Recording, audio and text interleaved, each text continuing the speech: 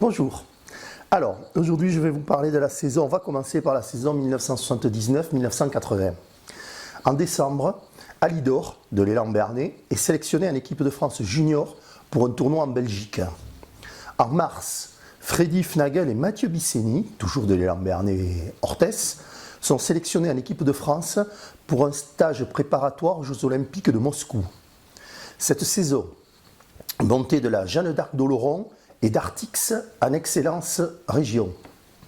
Le 15 mars, les filles de Nord-Est, en National 3, battent Hauteville 63-59. Seulement, le club de la Haute-Garonne dépose une réclamation qui sera accordée par la Fédération française de basket. Vous savez bien qu'on n'était pas dans leur petit papier. La rencontre devra donc être rejouée. Ce nouveau match a lieu le 20 avril et les Paloises s'imposent à nouveau 79-78. Justice est faite. Au critérium du jeune basketteur fédération, victoire de Claude Fumama de l'Union sportive orthésienne devant Botébla de l'élan Bernay et Jean Dibeler de Nord-Est.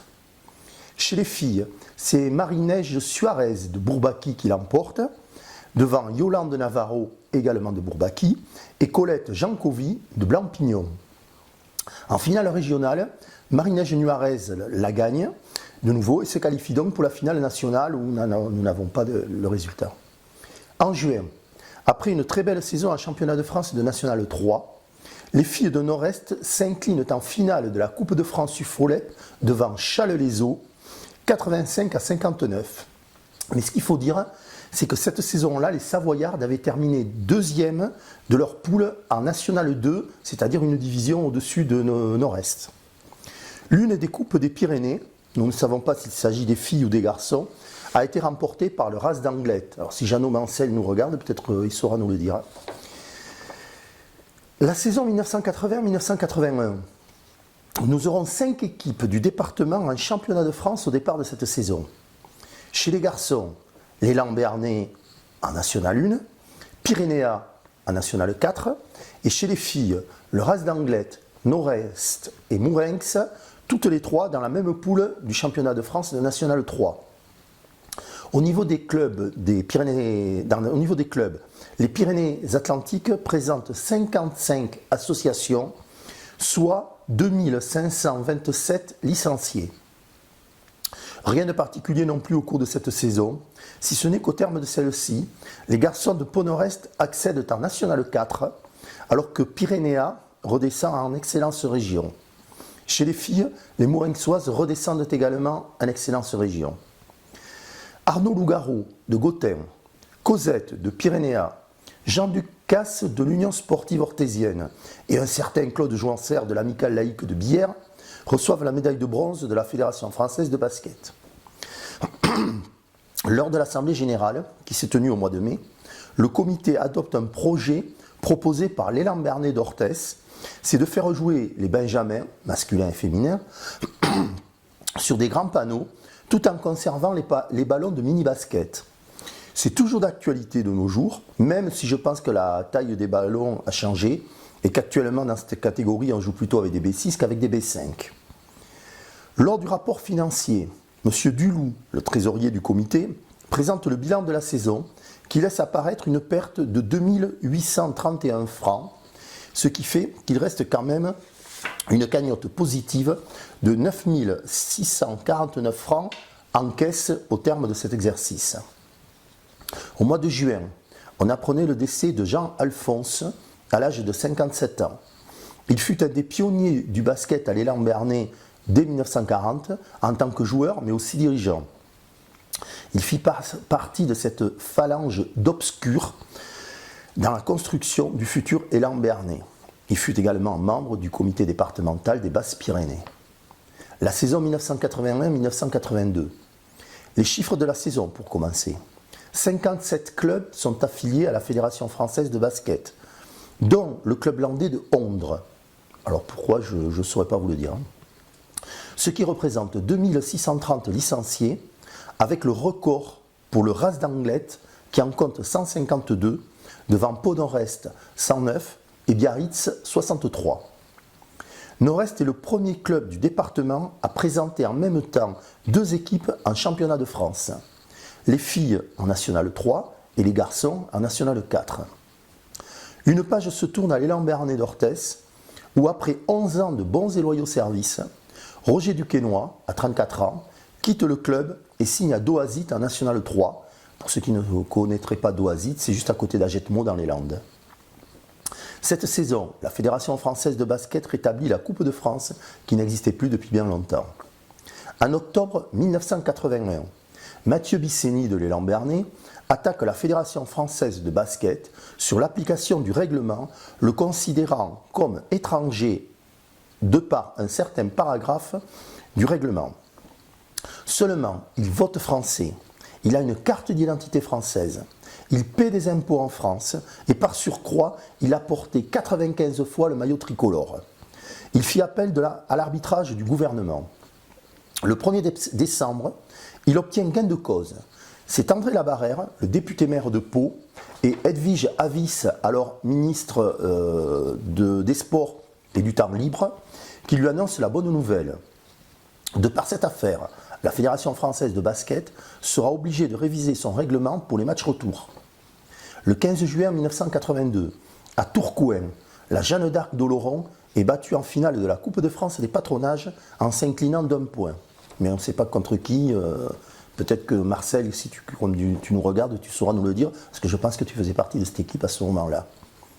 Au cours de cette saison, et sur l'initiative de Gracie Barbara, qui était conseillère technique départementale, en collaboration avec la commission technique, eut lieu la création du premier jamboree départemental du mini-basket dans les Pyrénées-Atlantiques.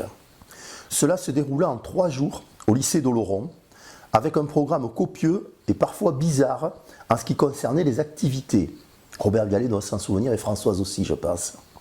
Le matin, 2 heures d'entraînement. L'après-midi, concours d'adresse. Entraînement et match, ce qui est normal. Après, ils avaient droit à 1 heure de piscine. Mais là où c'est le plus comique, je m'aurais bien le voir maintenant, c'est qu'ils avaient droit à 1 heure de danse. Je ne sais pas pourquoi de la danse. Peut-être que Gracie Barbara aimait danser, ou peut-être Robert, toi aussi tu aimais danser. Et en soirée, match des moniteurs et repos des joueurs. Enfin, pour terminer ce stage, des équipes étaient formées. Les garçons seuls entre eux. Par contre, les filles étaient réparties en 3 groupes. Les grandes, les moyennes et les petites. La coupe genrée fut gagnée par Urquhart, Emma Castin par les filles de l'Union sportive orthésienne, la coupe des Pyrénées masculine par Mazerolles et les féminines par Pau Nord-Est. Le critérium régional, je dis bien régional, du jeune basketteur fut gagné par notre représentant Patrick Larouture de l'élan Béarnais, alors que chez les filles, Nathalie Monas d'Abos terminait à une belle 2e place, malgré une chute due à un terrain glissant qui l'a peut-être privé de la 1re place. Lors de l'assemblée générale du comité, il fut fêté le 50e de celui-ci. À cette occasion, une médaille commémorative fut distribuée à tous les invités. Pour la saison suivante, le comité décida que le championnat départemental cadette porte le nom d'Isabelle Lescouli, joueuse cadette de Bourbaki, décédée quelques jours avant cette assemblée générale.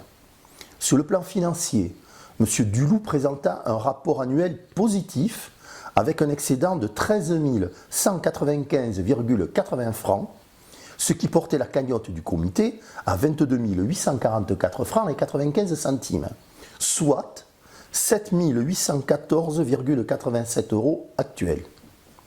Messieurs Lafargue, Guignette de Mourinx et Sagardoy reçurent la médaille de bronze de la Fédération française de basket.